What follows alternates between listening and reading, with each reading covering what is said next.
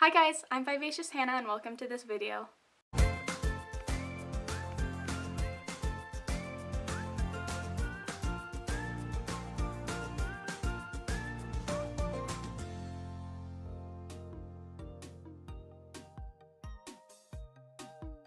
So today I'm going to be talking to you guys about my health. This is not going to be an interesting video. It's going to be more informative about me, about what I've been feeling lately, and ever since I think July of last year when I posted my very first video, which was about my health, my autoimmune disease that we thought I had.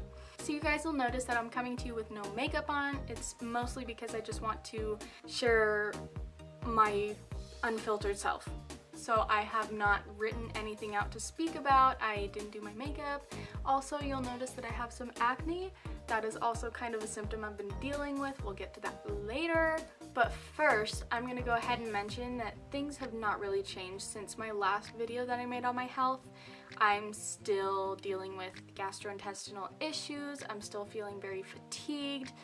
All sorts of problems I'm facing, and we still have been changing my diet like every day, trying different foods, just trying different supplements, seeing what works, seeing what doesn't. We actually have done a lot of tests. We did the SIBO breath test. I don't have SIBO. We did a blood test. I don't have Hashimoto's. We did a urine test. It was called the OAT test, O-A-T. That kind of showed us that I had some intestinal yeast, basically like a yeast infection but in my gut, so nothing to do with my private parts. Don't go there, don't go there. I know what you're thinking, don't do it. We did a stool test and that kind of shows that I have some fat malabsorption issues. I just can't absorb fat the right way. Going with that, I've been having a little bit of burning in my upper right rib cage. I had an ultrasound to make sure everything was okay in there, like my liver, my gallbladder, everything. I think we even checked like my pancreas and my spleen or something, and everything looks okay according to the ultrasound. I, along with the burning, have also been having some acid reflux, which is my favorite part of the day. So that kind of goes with my GI problems. I am still having some stomach aches, nausea. I'm trying to think what else. I think I'm just kind of going head to toe. So my acne, talking about that, it actually has to do with my period, which is what I'm going to talk about next. So my period gets my mood all sorts of funky and whack. The week before my period is absolutely miserable, and some of you girls out there will know what I'm talking about, some of you won't. So I'm going to tell you guys this story. My mom, a few months ago, she called me. She was like, "Hey Hannah, could you put this stuff in the dryer?" And I'm like, "Yeah, sure mom, I got you." I check the dryer, there's something in there that still needs to dry, so I shut the lid, turn it back on, and just kind of walk away. I leave it because that's what you do. It tells you when it's done. It goes and then so my mom came home, it was still going. She checked it to make sure I did what she asked me to, and she saw that it wasn't the clothes that she wanted me to put in the dryer because those were still in the washer. So she just kind of opened it, looked at it, and went, and I kid you not, the floodgates opened.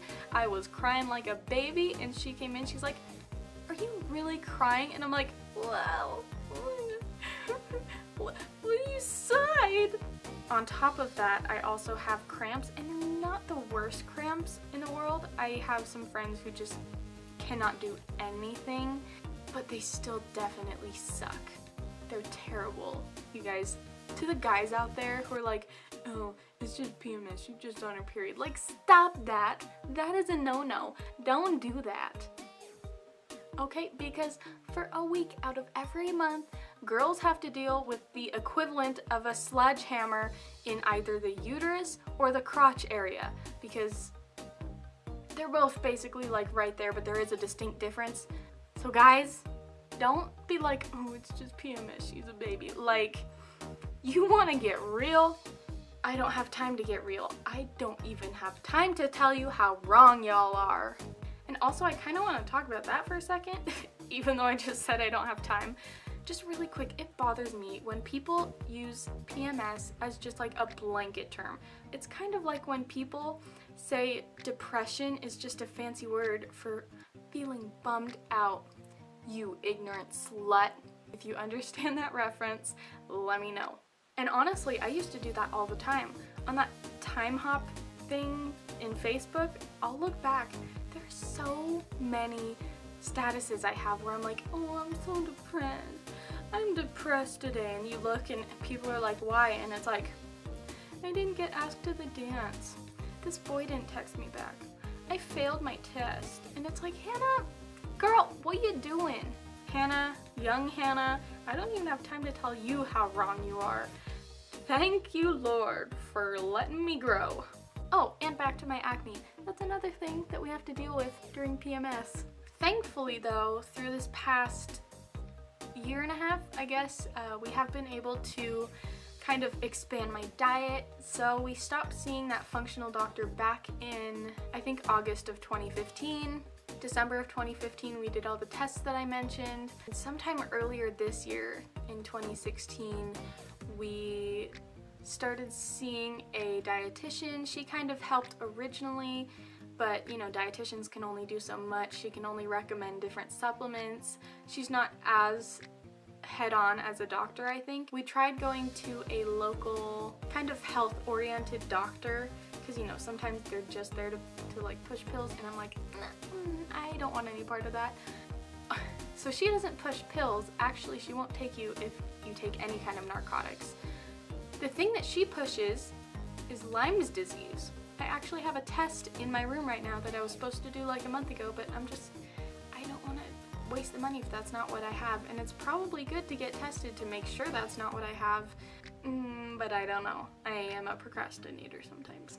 But thankfully, anyways, I have been able to introduce some more stuff. I added back goat cheese, peanut butter, potatoes, tomatoes, quinoa, corn, sugar occasionally, mushrooms, which let me tell you, I hate mushrooms. They are like the equivalent of biting into a human eyeball. That's just what I think.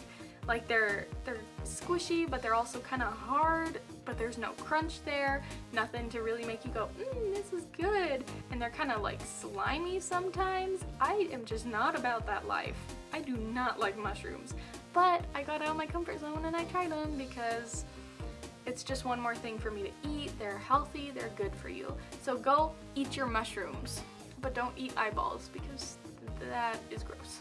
So I'm very glad that I've been able to try so many different foods, but I am still basically where we were when we first started going to that first doctor, but at least we're figuring out more things that I can eat.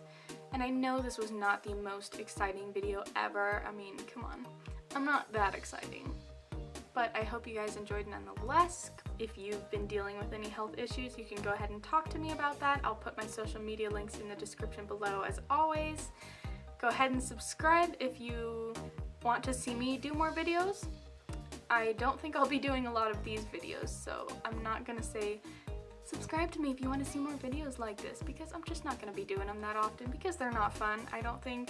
Maybe they are for you, let me know, and I will see you next time. Bye!